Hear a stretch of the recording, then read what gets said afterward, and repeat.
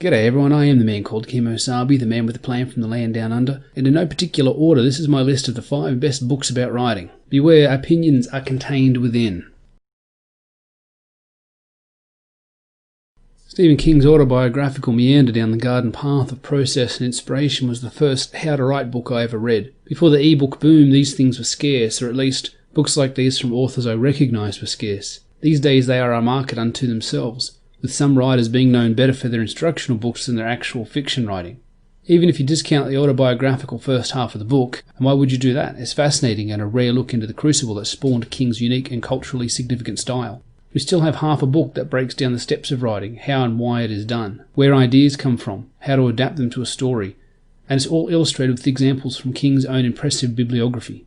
For fans of his work, this is a double treat. Instruction from the master with a behind-the-scenes style look into some of his most memorable works. A lot of the wisdom I encountered years later on the internet I first encountered in On Writing. I always intended to make comic books. In the days of needing agents, editors and publishers, I never thought seriously about writing prose. Once the ebook boom hit, I did, and when I encountered some fundamental stumbling blocks, I looked at the how-to section on Amazon. A lot of what is being sold on there was a remix of King's nuggets of wisdom, which he readily, in turn, admits were taken from other legends in the field before him. King talks about recognising and acting upon ideas when they appear, the elements of style, some tips on dialogue. It all seems to be written as it came to him, and while none of it is greatly in-depth, you can buy whole books on dialogue, for example, while King allows maybe a chapter for it. It's a great taster for all the elements one should consider when writing. Teamed with his enthusiasm for the written word, and if you read the first half bolstered by the rallying tales of his career, you are left with a 20-year-old love letter to the craft of writing by arguably the most commercially successful writer of the last century, with a decent showing in this one. King's book is great for beginners, or those looking to be rallied, to be bolstered and uplifted. It is nearly impossible to come away from this book and not be jazzed about writing, to not be bursting with the potential to seize the next germ of an idea you have, and run with it as hard and fast as you can. For you old heads, I'm guessing you've probably already read it.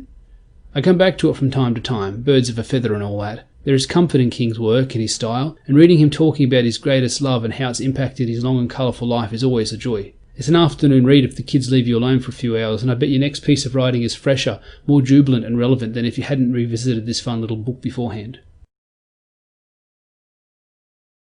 I can't remember where I got this book from. I'd heard Leonard's name, but I couldn't remember where from. Raylan Givens. Raylan Givens. Raylan Givens. Raylan Givens. Oh, that's right.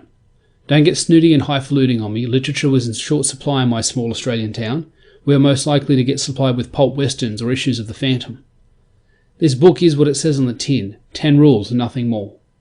Okay, you get 10 pictures with it as well. And 10 short paragraphs to explain the rule, but these are stark, black and white, cut from granite. There is no room to manoeuvre here. Leonard's goal, by his own admission, is for himself, the author, to remain invisible in the story. In the introduction he says, "These are rules I've picked up along the way to help me remain invisible when I'm writing a book, to help me show rather than tell what's taking place in the story. If you have a facility for language and imagery, and the sound of your voice pleases you, invisibility is not what you are after, and you can skip the rules. Still, you might look them over." Some of these rules flew right in the face of what I believed and practiced when I first read them, but they were so striking, so lean and mean, I knew there was something important about them. I've seen looser, softer versions of these in other books and courses, but they're just charging you more for the fluff, or as Leonard calls it in the book via Steinbeck, hoop-de-doodle. He likens using adverbs to modify the word said to rape, and insists no more than 3 exclamation marks per 100,000 words. He allows for exceptions to the rules, of course, as writing is hugely personal and individual, but the exceptions tend to be along the lines of, you can do X if you are Y. You probably aren't Y, so don't do X. If you read other rules on writing books and thought, not for me, you'll probably hate this book. But if you recognise that somebody of Leonard's literary pedigree might know better than you, check this book out. It's a quick read and it might help you kill some of those darlings that are holding you back.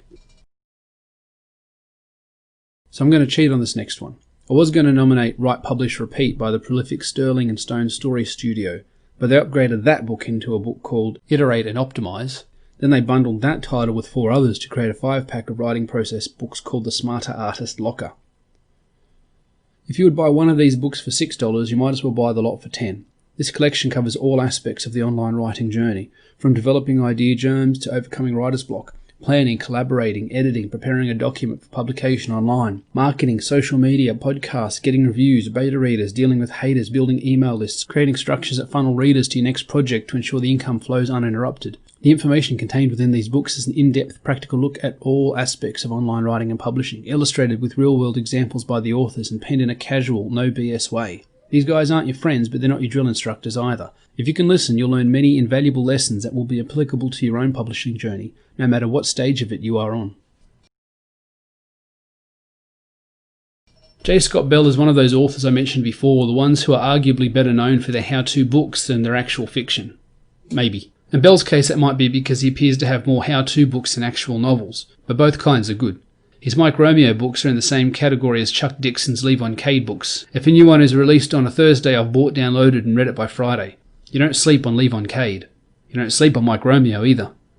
I've got maybe a dozen of Bell's how-to books in my digital library. Some are longer than others, some a little more than pamphlets, but that's okay. They have a page count on the purchase page and they are priced accordingly. Of all his books, and they are universally useful, it is his How to Write Pulp Fiction that was a standout for me. And let's remember, this list is all about me. How to Write Pulp Fiction is a bit like Kings on Writing, broken up into two parts. The first is a look at the history of pulp, a biography of the genre, from its early ugly duckling beginnings to the modern day revival it is experiencing. The majority of the book is a mock autobiographical telling of a veteran pulp author mentoring a starry-eyed hayseed who comes to the big smoke to become a writer. These little excerpts are spliced through the chapters that detail the conventions of pulp, why they matter and why they work. Seeded throughout these chapters is a who's who of classic pulp trailblazers and their work. If you aren't widely read in the pulp genre, you will learn a lot of new names in this book.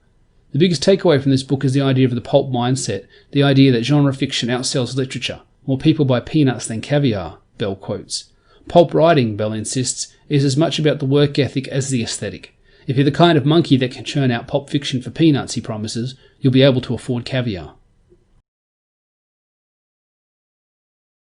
You know the hero's journey. You've read Joseph Campbell's work until you can recite it in your sleep. You love it.